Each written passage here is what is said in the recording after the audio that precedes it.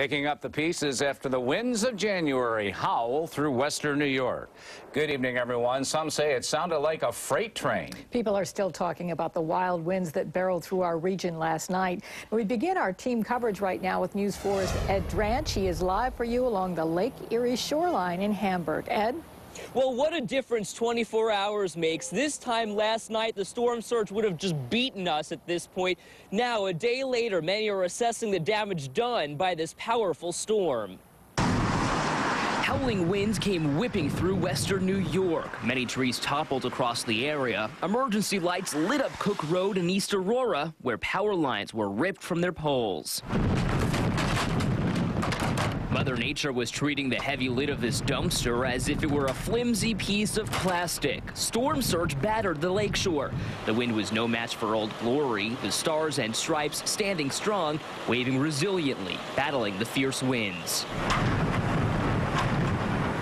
One of the heaviest gusts was recorded at the Buffalo-Niagara International Airport. Winds were clocked at 67 miles an hour.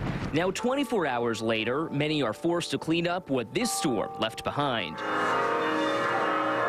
Ringing church bells were the only sign of normalcy at Southtowns Catholic School in Lakeview. The wind was so powerful, it ripped the roof right off this wing of the building. The roof is in the playground. Faculty members captured the moment. We captured their shock and disbelief. Classroom windows were shrouded by rubble. This plastic toy car was crushed by the heavy material. Principal Judith McDonald was called just before 10 the night before. Roof was compromised and it blew off. The whole entire roof blew off.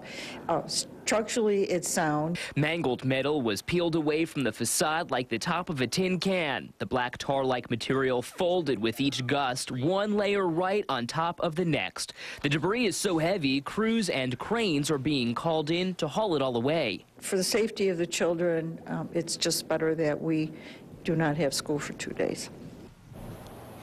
So classes will resume at that school on Monday in Lakeview. As for here in Hamburg right now, definitely very chilly, but not as bad as it was last night. And the winds certainly not nearly as brutal as they were at all last night this time.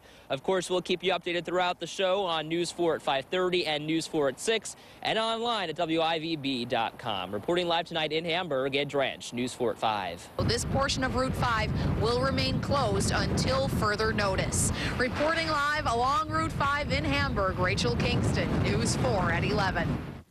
Well, anything can happen on live television during a storm. During her live report along Route 5 last night, as you see, Rachel Kingston and her crew caught the tail end of a wave that crashed into the Lake Erie shoreline in Hamburg.